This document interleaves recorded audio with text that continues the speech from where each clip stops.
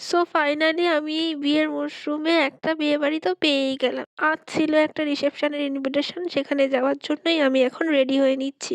আর সবার ১ম এই আমি মেকআপ করা স্টার্ট করে দিলাম। আমি আর মা দিদার বাড়ি থেকে রেডি হয়ে বাড়ি যাব। তারপর সেখান থেকে বাবার সঙ্গে চলে যাব। সো আমি অর্ধেক রেডি হওয়ার পর রিয়েলিটিতে এসে নামলাম যে আইলাইনারটা আমি কিন্তু সোজা করে একদমই পড়তে পারি না। আর এখানে মাও রেডি হয়ে নিচ্ছিল, একটা সুন্দর শাড়ি পরে মা রেডি হয়ে নিয়েছে আর আমি এখানে ফুল রেডি হয়ে গেলাম। আর আমি রেডি হওয়ার পর আমি কিন্তু আমার মাকেও সুন্দর করে রেডি করে দিয়েছিলাম, মানে মায়ের মেকআপটা করে দিয়েছিলাম। অ্যান্ড তোমরা বলো আমাদের দুজনকে কেমন দেখতে লাগছে। অ্যান্ড তারপরে বাড়ি চলে আসলাম। বাড়ি এসে দেখলাম বাবাও রেডি হয়ে আছে।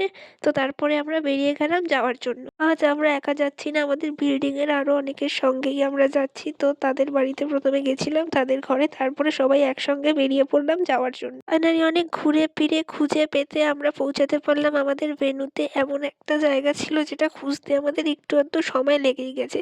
তো ওখানে পৌঁছে গিয়ে সবার আগে তোমাদেরকে দেখিয়ে নিলাম একদম ফ্রন্টের ডেকোরেশনটা। তারপরে সোজা আমরা ঢুকে গেলাম ভেতরে।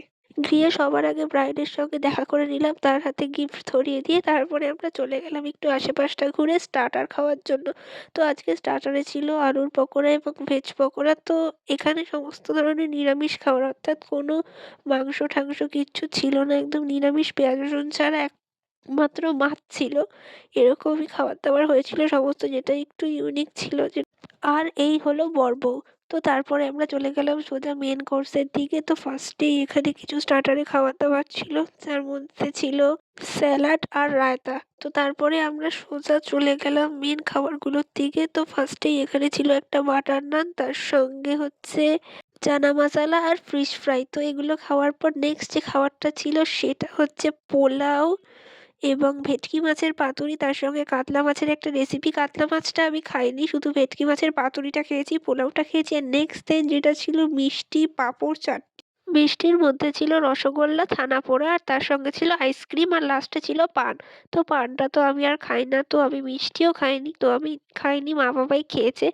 তারপর আমরা চলে যাচ্ছিলাম বাড়ি যাওয়ার উদ্দেশ্যে। তো তার আগে কিছু ফটো সেশন করে নিয়ে আমরা তারপর ফাইনালি আমরা বাড়ির পথে রওনা দিচ্ছি।